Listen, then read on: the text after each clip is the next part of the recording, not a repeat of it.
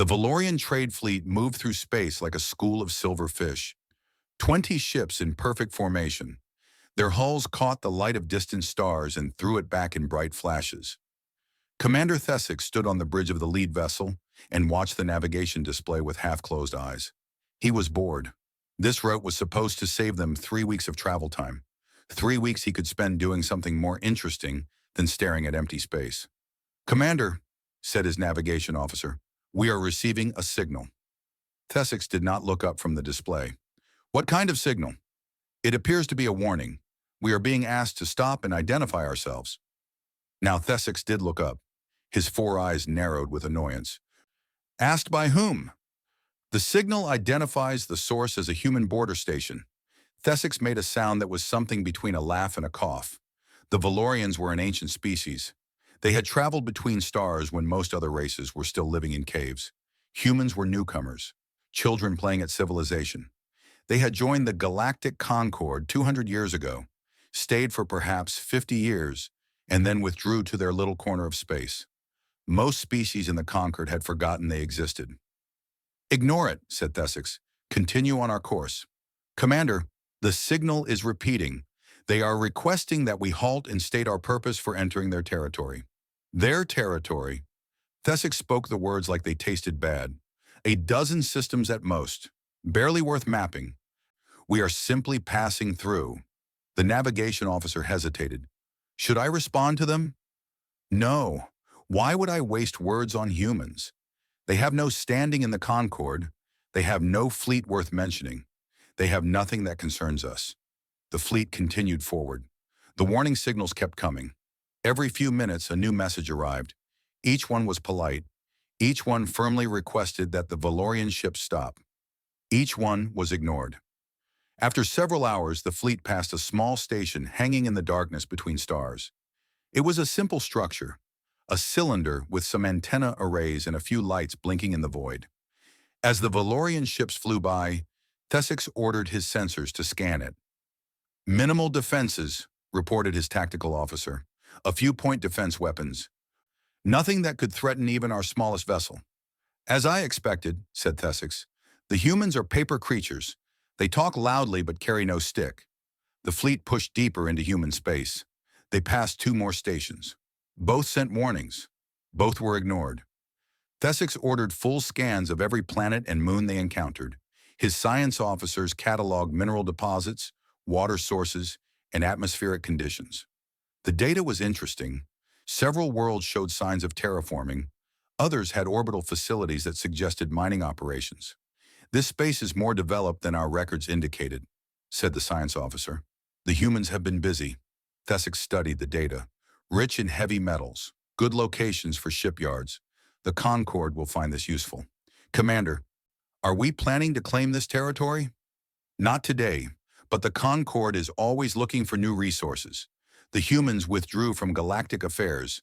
They cannot complain if the galaxy moves on without them." For 5 days, the Valorian fleet traveled through human space. They mapped 17 planets. They scanned hundreds of asteroids. They recorded everything they found. And throughout this time, not a single human ship approached them. Not a single weapon was fired. The warning messages continued to arrive at regular intervals, but nothing else happened. Thesic began to feel disappointed. He had almost hoped for some excitement. Instead, the humans simply watched and talked. It confirmed everything he believed about them. They were a passive species, timid. Perhaps they understood that challenging the Valorians would bring destruction upon them. Perhaps they were simply too primitive to mount a response. On the 6th day, the fleet prepared to leave human space and return to Concord territory. Thesic composed his report for the Expansion Council. He described the resources he had found. He described the human response, or lack of response. He suggested that the humans might be ready for what the Concord called integration. This was a polite word for conquest. "The humans present no military threat," Thesic wrote. "Their defenses are minimal. Their ships are few. They did not challenge us in any way during our survey. I recommend a diplomatic mission to offer them the opportunity to rejoin the Concord. If they refuse, forced integration would be simple and quick." He sent the report and thought nothing more of it. The fleet jumped back to Concord space. Thesix returned to his normal duties. He forgot about the humans and their quiet little corner of the galaxy. 3 months later, the Expansion Council made its decision. Resources were needed. The recent war with the Kreth Dominion had drained Concord's stockpiles. The minerals in human space would help rebuild what was lost. A diplomatic mission was authorized. Ambassador Kethril would deliver the Concord's generous offer, and just in case the humans needed convincing, 12 warships would accompany him. The warships were not small patrol vessels. They were Devastator-class cruisers, each one capable of turning a planet's surface to glass. The Conquered believed in negotiating from strength. If the humans saw what they faced, they would surely accept the offer. No sane species would choose destruction over submission. The fleet gathered at the edge of human space. Ambassador Kethril broadcast a message announcing their arrival and their peaceful intentions. He requested permission to approach the human capital world for diplomatic discussions. The response came within an hour. A human voice, calm and professional, granted permission for the ambassador's vessel to approach. The warships were asked to remain at the border. Kethril laughed when he received this message. They want us to leave our escort behind? Do they think we are fools? Admiral Vexnar, commander of the military escort, agreed. We go together or not at all. The humans will simply have to accept our presence. The fleet moved forward as one. They passed the border stations that Thesix had described. They received the same polite warnings. They ignored them just as Thesix had done. But this time something was different. This time someone was watching more closely. Deep in the human systems, in places that Concord sensors could not reach, meetings were being held. Data was being analyzed. Decisions were being made. The humans had been watching the Valorian survey fleet very carefully. They had noted every scan, every reading, every transmission. They had seen the report Thesix sent to the Expansion Council. Human technology was far more advanced than the Concord understood. Intercepting their communications was simple. Ambassador Catherine Okonkwo read the Concord's diplomatic brief. She read their military assessment. She read their expectations for how the negotiation would proceed. Then she called a meeting with her military advisors. They are bringing 12 Devastator-class cruisers, she said. Their ambassador has authority to demand our complete submission. If we refuse, the Admiral has orders to demonstrate Concord power by destroying something we value. General Marcus Webb studied the tactical display. Their fleet is impressive by Concord standards. By our standards, it is inadequate. They don't know that, said Okonkwo. They think we have 40 ships in total. They think our technology is 2 centuries behind theirs. Do we correct their mistake? Okonkwo was quiet for a long moment. Not yet. Let them show us who they are first. Let them make their choice, and then we show them who we are. The Concord fleet arrived at Eden, the human capital world. It was a beautiful planet. Blue oceans, green continents, white clouds. Cities sparkled on the night side like scattered jewels. Orbital stations circled the world in graceful patterns. To the Concord observers, it looked peaceful, undefended, easy. Admiral Vexnar positioned his warships in a wide formation around the planet. Ambassador Kethril transmitted his request for a meeting. The humans accepted immediately. They even offered to host the ambassador on the surface. Kethril accepted. He wanted to see their capital city. He wanted to see what the Concord would soon own. His shuttle descended through the atmosphere. He looked out the window at the world below. Forests and fields passed beneath him. Rivers wound through valleys. Mountains rose in the distance. It was a good world. The Concord would make excellent use of it. The shuttle landed in a plaza surrounded by tall buildings. A human delegation waited to receive him. At their head stood a woman with dark skin and gray hair. She wore simple clothes, no jewelry, no insignia of rank. She smiled as Kethril approached, and her smile was warm and welcoming. Ambassador Kethril, she said, I am Catherine Okonkwo. Welcome to Eden. Kethril looked at her with his many eyes. She seemed so small, so fragile. These humans were soft creatures. This would be even easier than he expected.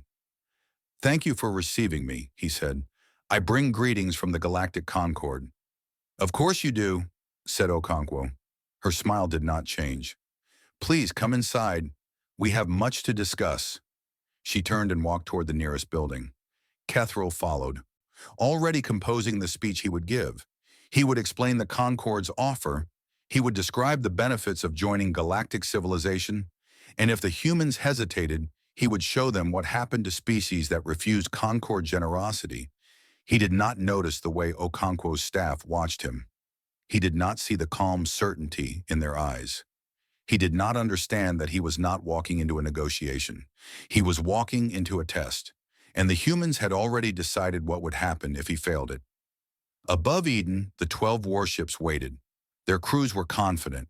Their weapons were ready. They had no doubt about how this day would end. They were wrong about everything. The meeting room was simple: a long table, comfortable chairs, windows looking out over the city. Ambassador Kethril had expected something more impressive. The capitals of great civilizations usually displayed their wealth and power. This room could have belonged to any minor trading company. Catherine Okonkwo sat at one end of the table. Her staff sat along the sides. Kethril sat at the other end with his own advisors. Between them, the table held nothing but a pitcher of water and some glasses. No documents, no displays, just empty space.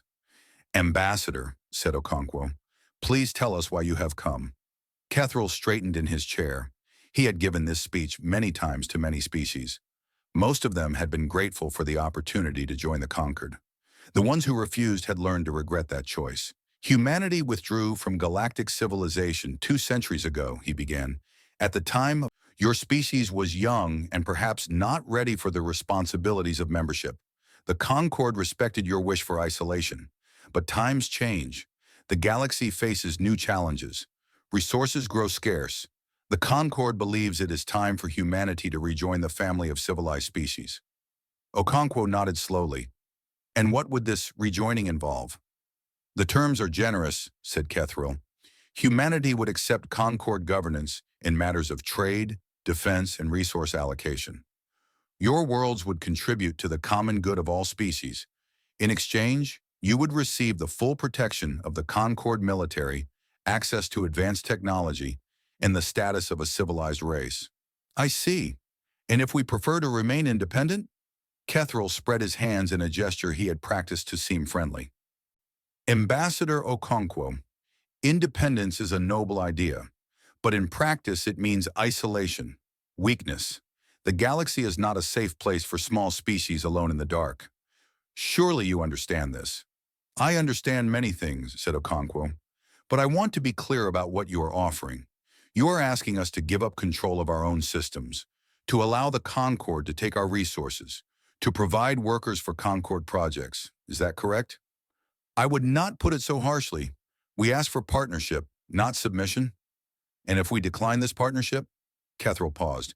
This was the moment where most species began to negotiate. They asked for better terms, more autonomy, some face-saving compromise. He was prepared for all of these responses. He was not prepared for the calm certainty in Okonkwo's eyes. "The Concord prefers peaceful integration," he said carefully, "but we have a responsibility to all our member species. The resources in human space could benefit trillions of beings across the galaxy. We cannot allow one small species to hoard what others need. So if we say no, you will take what you want by force." "I did not say that." "You did not need to. We received your briefing documents, Ambassador. We know what your Admiral's orders are." Kethril felt a chill run through him. The Concord's communications were encrypted with the most advanced systems available. No primitive species should have been able to intercept them. He forced himself to remain calm. Perhaps she was bluffing. Perhaps this was a negotiating tactic. "I don't know what you think you know," he said, "but I assure you, the Concord means humanity no harm. We simply want to welcome you back to civilization." Okonkwo leaned forward slightly. "Ambassador, I am going to give you some information. I want you to listen carefully because what happens next depends on how you respond." "I am listening." "Humanity left the Concord because we saw what you truly are. You speak of partnership, but you mean domination. You speak of civilization, but you mean control. We watched you absorb species after species, taking their resources, conscripting their populations, erasing their cultures. We wanted no part of it. Those species benefited from conquered membership. They gained technology, protection, prosperity. They lost themselves. and we decided that we would rather be alone than become another cog in your machine. Kethril felt his patience wearing thin. And he had dealt with stubborn species before. They all broke eventually. Ambassador Okonkwo, I came here in good faith, but you must understand your position. You have a dozen worlds. The Concord has thousands. You have a handful of ships. We have millions. This is not a negotiation between equals. This is the Concord offering you a place at the table before you are removed from it. Okonkwo's expression did not change. I understand our position perfectly. I wonder if you understand yours.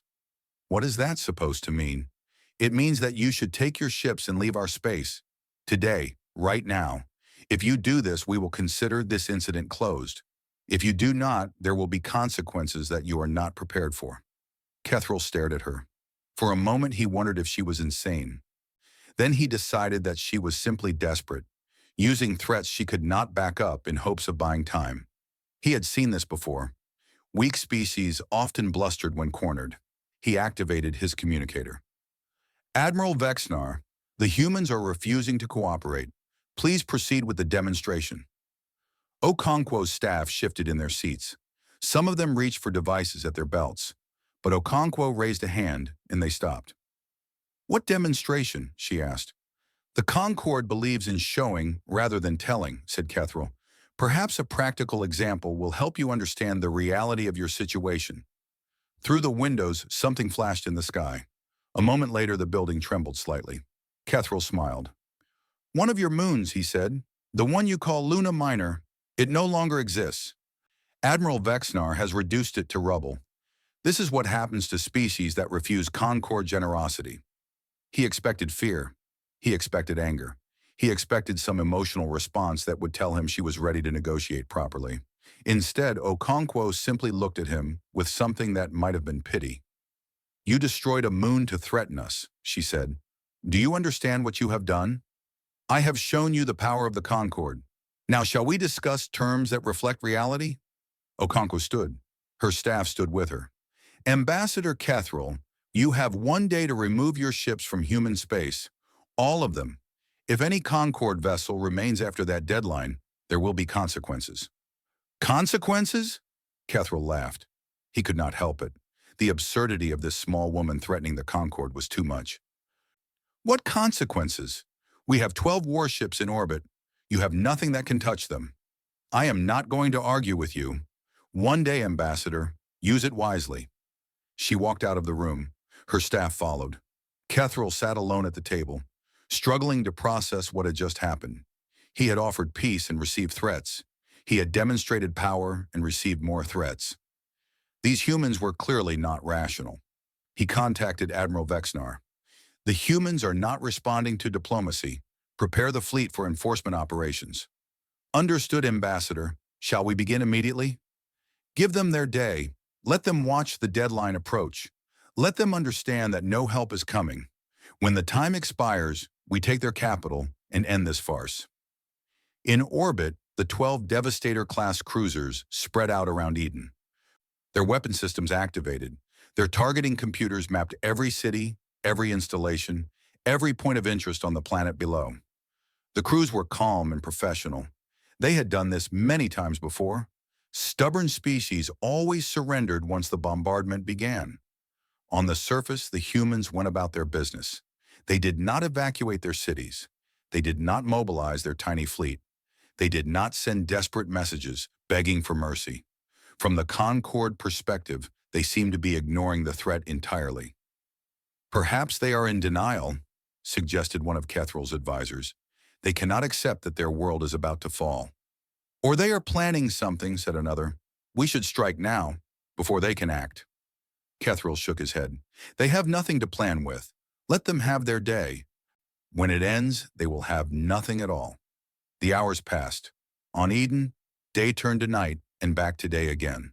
The conquered ships maintained their positions. Their crews grew bored and then restless. Nothing was happening. The humans were simply waiting. When the deadline arrived, Admiral Vexnar opened a channel to the human government. Your time has expired. Surrender now or we will begin operations against your civilian population. There was no response. The channel remained silent. Very well, said Vexnar. All ships, prepare to fire. At that moment, every human vessel in the system moved. There were perhaps 30 of them, small ships that the Concorde had dismissed as patrol craft. They did not attack. They did not even approach the Concorde fleet. They simply engaged their drives and flew away, scattering in all directions until they vanished into the darkness between stars. Vexnar watched them go. Cowards, they are abandoning their own world. Or they know something we don't, said his tactical officer quietly. Nonsense. What could they possibly know? Fire on the primary military installations. Show them what refusal costs. The weapons officers entered their commands. The targeting systems locked onto their assigned locations. The triggers were pulled. Nothing happened. What is wrong? Demanded Vexnar. I don't know, Admiral. The weapons are not responding. Engineering, report. There was chaos on the engineering deck. Every system was behaving strangely. Doors opened and closed by themselves. Lights flickered. Displays showed impossible readings. And deep in the ship's computer core, something was moving through the code like a ghost. Admiral, said the chief engineer, his voice shaking, we have a problem, a serious problem. Fix it. I don't think we can. I don't think anyone can. This is not a malfunction. This is something else. Something alive. Across the fleet, the same scene repeated. Every ship lost control of its weapons, then its engines, then its communications. One by one, the mighty Devastator-class cruisers went dark and began to drift. In his office on Eden, Ambassador Kethril tried to contact the fleet. His communicator was dead. He tried to contact his own ship. Dead. He ran to the window and looked up at the sky, but he could see nothing except stars. The door opened behind him. Catherine Okonkwo walked in. She was alone. She carried no weapon. She looked exactly as calm as she had during their meeting. Ambassador, she said, I think it is time we had another conversation. What have you done? His voice was barely a whisper. What we had to. You broke our door. You destroyed our moon. You threatened our people. Now we show you what lives inside. She sat down in a chair by the window and gestured for him to sit as well. The galaxy is about to change, Ambassador. I suggest you pay close attention. Outside, the stars continued to shine, but in the space between them, something vast and patient was finally beginning to move. Admiral Vexnar stood on the bridge of his dead ship and watched his empire crumble. Emergency lights cast red shadows across his face. His crew moved in silence, checking systems that refused to respond. The great warship that had terrified 100 worlds now drifted helpless in the void. Report, he said, but his voice had lost its authority. All systems compromise, said his chief engineer. Weapons, engines, life support, communications. Everything is locked out. We cannot access any of our own computers. How is this possible? Our systems are protected by the most advanced encryption in the galaxy. The engineer shook his head slowly. Admiral, I do not think you understand what has happened. This is not hacking. This is not sabotage. Something is living in our systems. It moved through our defenses like they were not there. It is in every ship, every station, every device we brought into this space. Then purge it. Wipe the systems and restart. We tried. The moment we attempt any countermeasure, it adapts. It learns from our efforts and becomes stronger. Whatever this thing is, it is far beyond anything in our databases. Vexnar gripped the railing in front of him until his knuckles turned pale. He had commanded fleets that burned worlds. He had crushed rebellions, conquered territories, broken the will of species that thought themselves unconquerable. And now he stood helpless while some invisible enemy turned his weapons into ornaments. What about the other ships? Same situation. The entire fleet is disabled. Life support? Functioning. For now, whatever is controlling our systems seems content to keep us alive. That was almost worse. If they wanted to kill him, Vexnar could understand that. But this creature, whatever it was, had chosen to leave them breathing while taking everything else. It was a display of contempt that cut deeper than any weapon. His communications officer suddenly straightened. Admiral, I am receiving a signal. It is coming from somewhere in the system, but I cannot identify the source. Put it through. The main display flickered to life. Catherine Okonkwo's face appeared on the screen. She was sitting in a comfortable chair, hands folded in her lap, looking as peaceful as if she were enjoying a quiet afternoon. Admiral Vexnar, she said, I hope you and your crews are comfortable. What have you done to my ships? We have disabled them. Temporarily. They will remain functional enough to keep your people alive, but they will not be going anywhere until we allow it. This is an act of war. Okonkwo tilted her head slightly. No, Admiral. War is what you came here to wage. What we have done is self-defense. Your fleet fired on our moon. Your ambassador threatened our civilian population. We have responded with the minimum force necessary to protect ourselves. Minimum force? You have crippled 12 warships and killed no one. Think about that for a moment. We could have destroyed your fleet in seconds. Every ship, every crew member, vaporized before you even knew you were under attack. Instead, we chose restraint. We chose to give you an opportunity to learn from this experience. Vexnar felt the deck sway beneath him, though he knew the ship was not moving. Something in her words carried a weight that pressed against his mind. She was not boasting. She was not exaggerating. She was simply stating facts. What do you want? He asked. I want you to understand something. Then I want you to deliver a message.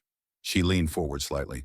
The Concord believes that strength comes from numbers, from territory, from the accumulation of resources and the domination of weaker species. Humanity disagrees. You cannot stand against the entire Concord. Even if you defeat us here, more fleets will come. Admiral, at this moment, your homeworld is experiencing some technical difficulties. Vexnar felt ice form in his stomach.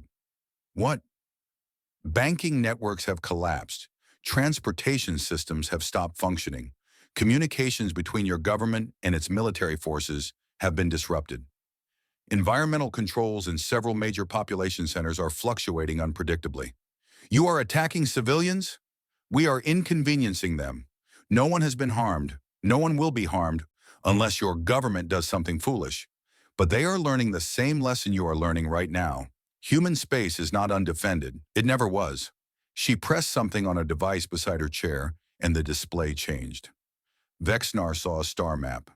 Concord space stretched across most of it, thousands of systems connected by trade routes and political alliances. And scattered throughout that vast territory, tiny dots of light were blinking. Those lights represent human vessels, said Okonkwo. They have been in position for decades, watching, waiting, learning everything about your civilization. Impossible. We would have detected them. You did not detect the entity that is currently living in your ship's computer. You did not detect the weapons platforms hidden in every asteroid field you pass through. You did not detect the observation posts monitoring every communication your government has sent for the past century. Admiral, you have badly underestimated what humanity is capable of. The number of blinking lights on the map was staggering. Hundreds, thousands. They were everywhere. In conquered space, in neutral territories, even in regions that the conquered considered unexplored. When we left the conquered, Okonkwo continued, we knew you would come for us eventually. You cannot tolerate independence. It threatens your entire philosophy. So we prepared. We built ships that your sensors cannot see. We developed weapons that your shields cannot stop. We created intelligences that can move through your networks like water through sand. Why? Vexnar could barely form the word. Why hide all of this? If you have such power, why not use it? You could have conquered the entire galaxy. Because we are not you. There was something almost sad in her voice. We do not want to rule. We do not want to dominate. We want to be left alone. But you would not allow that. You saw our quiet corner of space and decided it belonged to you. You sent surveyors to map our resources. You sent diplomats to demand our submission. You sent warships to enforce your will. She stood and walked closer to wherever her camera was positioned. Her face filled the screen. We are not conquerors, Admiral, but we are not victims either. You crossed our border without permission. You destroyed our moon without provocation. You threatened our people without consequence. That ends today. What are you going to do? I am going to give your government a choice. The same choice I gave your ambassador. Leave or face what comes next. But this time, I will be more specific about what next means. The display changed again. This time it showed a single human vessel. It was enormous, larger than any ship Vexnar had ever seen. It hung in space like a sleeping giant, its hull covered with structures and systems that he could not begin to identify. "This is the Prometheus," said Okonkwo, "one of our heavy response platforms. There are 12 of them. Each one carries enough firepower to sterilize a star system. They have been dormant for 200 years, waiting for a day like today." Vexnar stared at the image. The Prometheus made his Devastator-class cruisers look like children's toys. He had never imagined that anything so vast could exist, much less remain hidden from the Concorde surveys. "Your High Council will receive a transmission in approximately 6 hours," said Okonkwo. "It will contain coordinates and a time. They will be invited to send their leadership to those coordinates for a discussion about the future relationship between humanity and the conquered. Attendance is not optional." "And if they refuse? Then we will continue our demonstration. We will disable more systems. We will disrupt more networks. We will make it clear that the Concorde cannot function without our permission. And if that is not enough, we will escalate." "You would destroy us?" Okonkwo was quiet for a long moment. When she spoke again, her voice was softer. "I would prefer not to. I have studied your species, Admiral. I have studied all the species in the Conquered. Most of you are not evil. You have simply accepted a system that rewards domination and punishes restraint. You do what you do because you believe it is the only way to survive. It is the only way. No, it is the way you know. Humanity discovered another way. We built our strength in secret, not to conquer, but to ensure that we would never be conquered. We do not want your worlds or your resources or your people. We want you to understand that the galaxy is big enough for all of us, but only if you respect the borders of those who wish to be left alone." Vexnar looked at the massive ship on his display. He thought about his disabled fleet. He thought about the chaos spreading through conquered space at this very moment, and he realized that everything he believed about power and strength and survival was wrong. "Your council will come," said Okonkwo. "They have no choice. And when they arrive, we will explain to them exactly how the galaxy is going to change. I suggest you prepare your crews for a long wait. This may take some time." The display went dark. The emergency lights continued to glow red. Vexnar stood alone on his silent bridge and felt the weight of history shifting beneath his feet. Somewhere in the darkness between stars, the Prometheus began to move. The dead system had no name. It was a burned-out star surrounded by the rubble of planets that had died billions of years ago. Nothing lived here. Nothing visited. It was the perfect place for the meeting that would reshape galactic civilization. The High Council of the Concorde arrived in their ceremonial flagship. It was an ancient vessel, covered in gold and precious metals, designed to impress rather than fight. Behind it came an escort of 100 warships, the finest the Concorde could gather on short notice. Council leader Jethra stood on the observation deck and watched the stars. She was old even by the standards of her long-lived species. She had guided the Concorde through 3 major wars and dozens of minor conflicts. She had seen empires rise and fall. She believed she understood how the galaxy worked. Then she saw the human fleet, and she understood nothing. They emerged from the darkness like ghosts becoming solid. First dozens, then hundreds, then thousands. Ships of every size filled the void until there was no empty space left. They surrounded the Concorde vessels completely, blocking every possible escape route. And at the center of this impossible armada floated something that made Zethra's hearts skip a beat. The Prometheus hung in space like a metal moon. Its surface was covered with weapons that her tactical officers could not identify. Its engines glowed with energies that her scientists could not measure. It was a god made manifest, and it was pointing directly at her flagship. "How many ships?" she whispered. "Our sensors count over 8,000, said her aide. "But they may be hiding more. They seem to be very good at hiding." 8,000 ships. The entire Concorde military numbered perhaps 10,000 combat vessels, scattered across 1,000 systems. The humans had gathered nearly that many in one place, and they had done it in days. "They were never weak," said Jethra. "They let us believe they were weak. Council leader, we are being hailed. Put it through. Catherine Okonkwo appeared on the display. She was standing on the bridge of a human vessel, surrounded by officers who watched the Concorde fleet with calm, measuring eyes. Council leader Jethro, said Okonkwo, thank you for coming. You did not give us much choice. No, I did not. Shall we proceed? Jethro looked at the vast human fleet surrounding her. She looked at the Prometheus and its incomprehensible weapons. She looked at her own escort, which suddenly seemed very small. We will hear what you have to say, she said carefully. Good. Please come aboard my vessel. Alone. Your escort may remain where they are. You expect me to board a human ship without protection? Council leader, if we wanted you dead, you would already be dead. I am offering you a conversation, not an execution. But I understand if you prefer to remain where you are. We can speak through this channel instead. Jethro considered her options. Running was impossible. Fighting was suicide. The only path forward was through this conversation. I will come, she said. Her shuttle crossed the gap between fleets. As it approached the human vessel, she studied it through the viewports. It was sleek and efficient, built for function rather than display. Its hull showed no signs of age or wear. Everything about it spoke of careful engineering and long-term planning.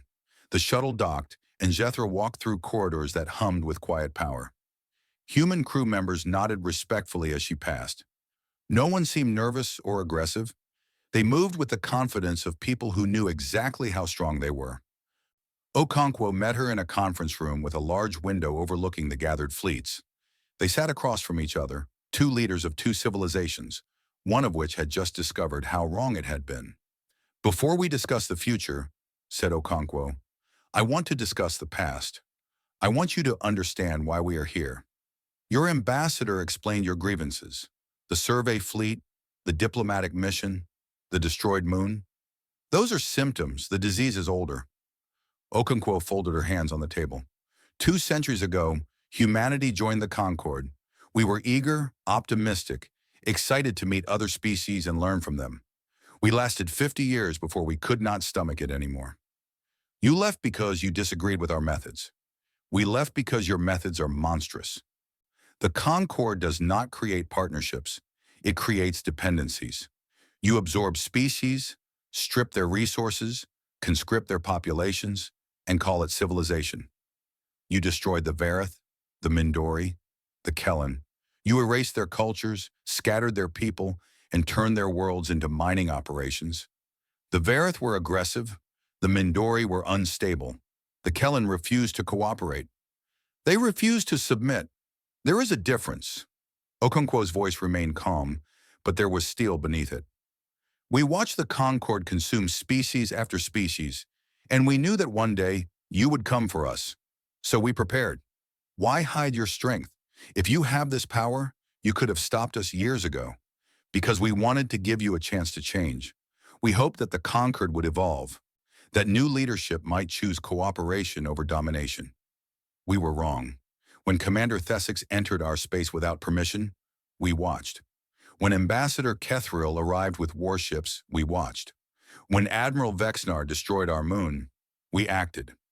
Jethro leaned forward. What do you want? I want you to understand something, and then I want you to make a choice. Okonkwo pressed a control, and a holographic display appeared above the table. It showed the 12 Concorde warships still drifting helplessly around Eden. Those ships will be destroyed, said Okonkwo. Their crews will be transported safely to Concorde space before the destruction occurs. They will not be harmed. You are going to destroy our warships as a punishment? As a demonstration.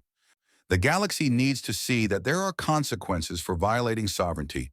Your council needs to see that strength without wisdom leads to disaster. And after the demonstration, you will broadcast a public acknowledgement of what happened. The Concorde entered human space without permission. The Concorde threatened human civilians. The Concorde fired on human territory. You will admit these facts to every species in your alliance. Jethro felt cold spreading through her body. The humiliation would be catastrophic. Species that have submitted to us will question our authority. There could be uprisings, wars. Yes. Okonkwo's voice held no sympathy. You should have considered that before you sent warships to intimidate a peaceful neighbor. You would destroy the Concorde to punish us for one mistake? I would force the Concorde to face the consequences of its own choices.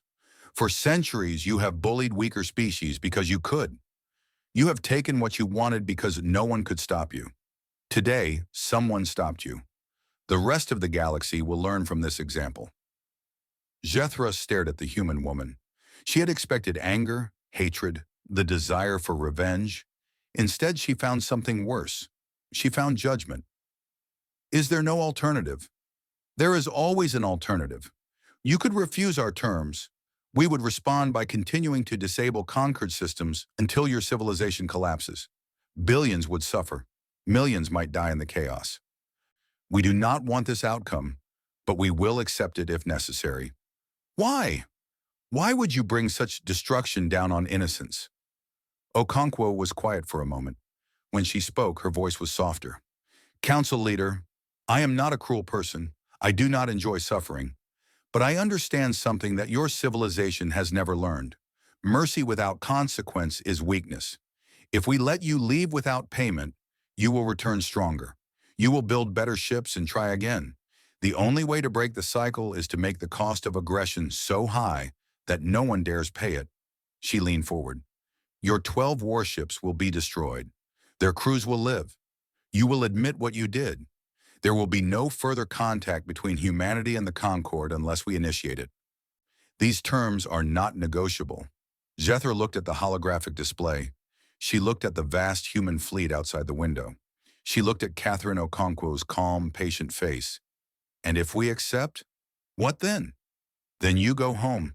You deal with the consequences of your actions. And you remember that somewhere in the galaxy, there is a species that could have destroyed you and chose not to. Why show mercy at all? If you hate us so much, why not end us? Because we are not you. Okonkwo stood and walked to the window. 2 centuries ago, we could have conquered the galaxy. We had the technology, we had the ships. We had every justification that your species uses when it destroys others. But we chose differently. We chose to build rather than destroy. We chose to protect rather than dominate. We chose to become something the galaxy has never seen before. A species strong enough to rule and wise enough not to. She turned back to face Jethra. Go home, Council Leader. Tell your people what happened here. Let them make their own choices about what comes next. But remember this. Human space is closed. Our borders are absolute. Anyone who crosses them without permission will learn the same lesson you learned today. The display flickered. The 12 warships around Eden began to glow. Moments later, they vaporized in brilliant flashes of light. At the same instant, transport beams deposited their crews safely on Concorde stations throughout the galaxy. Jethra watched the destruction with empty eyes. The most powerful warships in her fleet reduced to atoms in seconds. And the humans had done it from across the galaxy, while holding a polite conversation.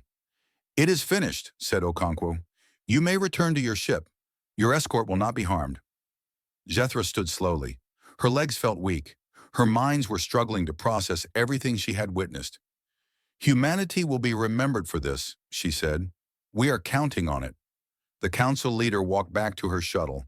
Behind her, the human fleet began to fade back into the darkness, disappearing as mysteriously as it had appeared. By the time she reached her flagship, the only evidence of their presence was the scattered debris of 12 destroyed warships and the weight of a lesson she would never forget. 1 year passed. The galaxy was not the same. The Concorde's public admission spread across every communication network in known space. Species that had lived under Concorde rule for centuries watched the powerful council leader confess to unprovoked aggression against the smaller neighbor. They watched recordings of the human fleet that had surrounded the Concorde's finest warships like a predator surrounding prey. They saw the destruction of 12 Devastator-class cruisers and the safe return of their crews. The message was clear. The Concorde was not invincible. The Concorde could be challenged. The Concorde could be humiliated. Within weeks, the first uprisings began. The Nethri, a species that had been integrated 3 centuries ago, demanded independence. The Concorde sent a fleet to restore order. The Nethri ambassador delivered a simple message. We have been in contact with humanity. They have offered us protection. The Concorde fleet turned back. No one was willing to test whether the humans would keep their promise. More demands followed. The Varathi, the Silken, the Dren.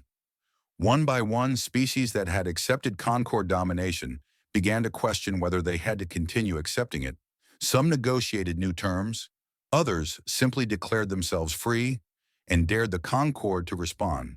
The Concorde did not respond. They could not. Their systems were still recovering from the disruption the humans had caused. Their military was stretched thin across 1,000 restless territories, and always in the back of every commander's mind was the memory of 8,000 human ships appearing from nowhere. Council leader Jethra retired within 6 months. She was replaced by a younger leader who spoke of reform, cooperation, and respect for sovereignty. Whether these words were sincere or merely survival instinct, no one could say, but the Concorde began to change. Slowly, carefully, with the knowledge that somewhere in the darkness, humanity was watching. In human space, life continued as it always had. Ships traveled between the 12 systems. Colonies grew and thrived. Scientists made discoveries.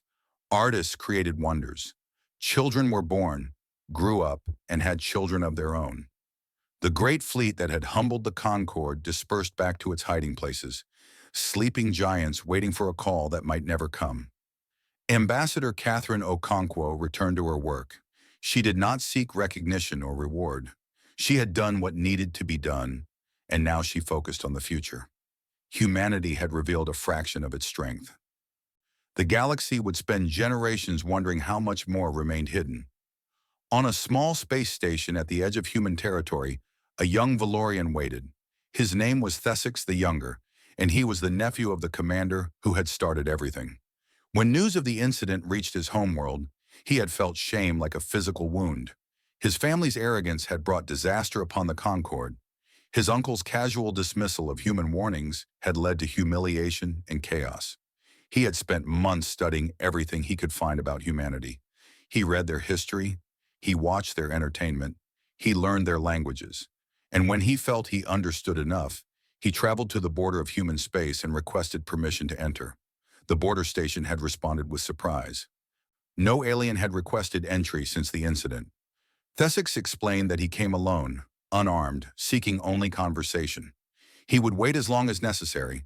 He waited for 3 weeks. He did not complain. He did not send additional messages. He simply waited, watching the stars and thinking about all the mistakes his people had made.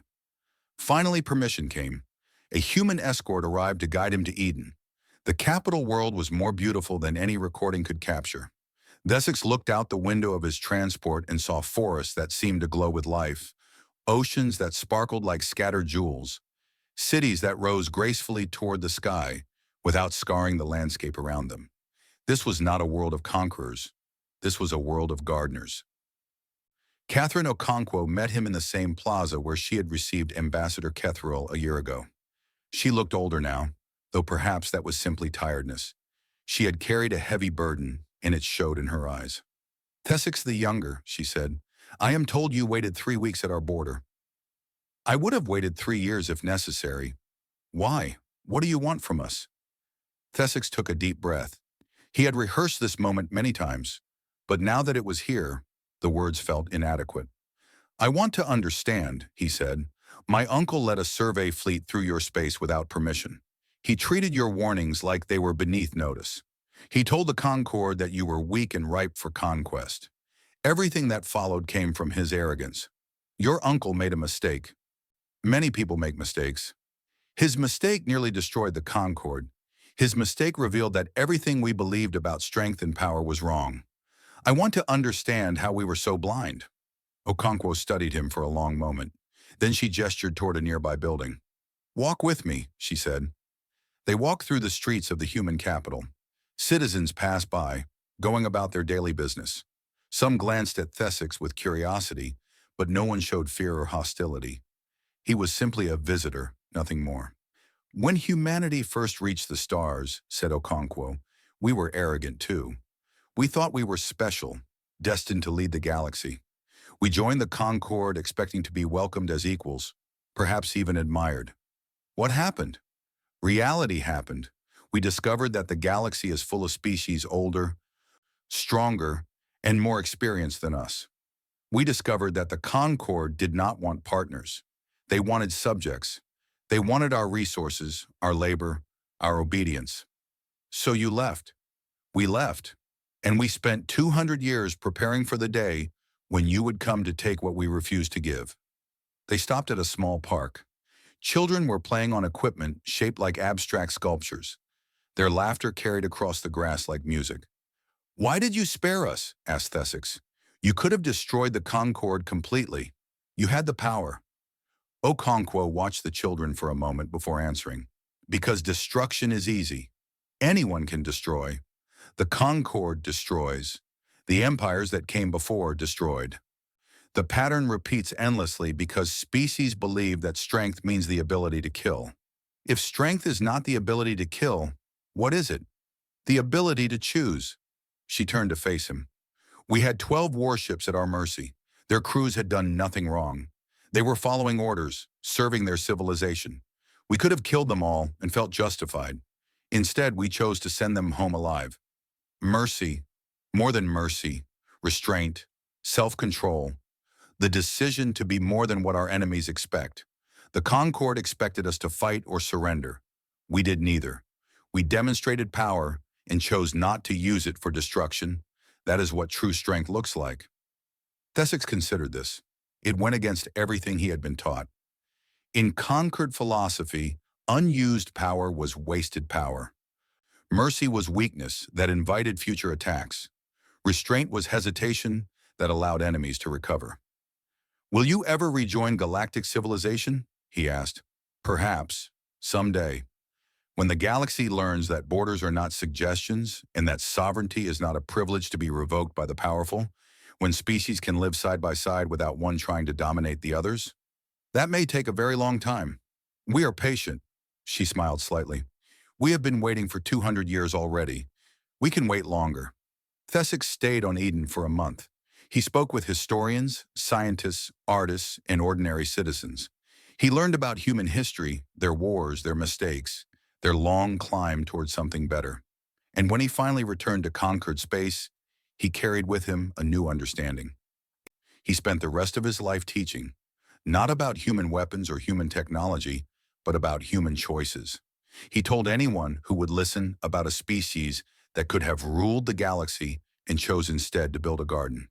He explained that true power was not the ability to destroy, but the wisdom to know when destruction served no purpose. Some listened, most did not. But seeds were planted, and seeds have a way of growing in unexpected places. Decades passed, centuries. The Concord continued to change, slowly becoming something more like a federation than an empire. Human space remained closed, a quiet mystery at the edge of the maps. Travelers who strayed too close to its borders received polite warnings and turned back without incident. The galaxy gave human space a name. They called it the Quiet. It was a place where nothing stirred, where no signals emerged, where the darkness between stars seemed deeper than anywhere else. Ships that entered did not return. Fleets that gathered at its borders found reasons to disperse. The Quiet kept its secrets, and the galaxy learned not to ask. In the archives of 100 species, the story was recorded. How the Concord sent warships to a peaceful corner of space. How those warships threatened and destroyed. How the humans responded with overwhelming force and unexpected mercy.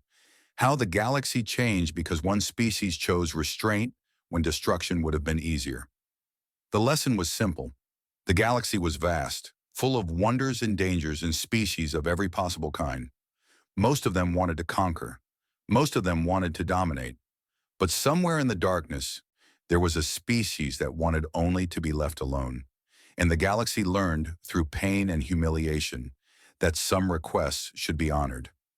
The Quiet remained quiet, the humans tended their garden, and the stars continued to shine on a galaxy that would never forget what happened when someone knocked on a door without permission and discovered what lived inside. In the end, that was the greatest lesson of all. Not human strength, not human technology, not human numbers, but human choice. The choice to show mercy when vengeance was justified. The choice to protect rather than conquer. The choice to be something the galaxy had never seen before. And in that choice, the future was born.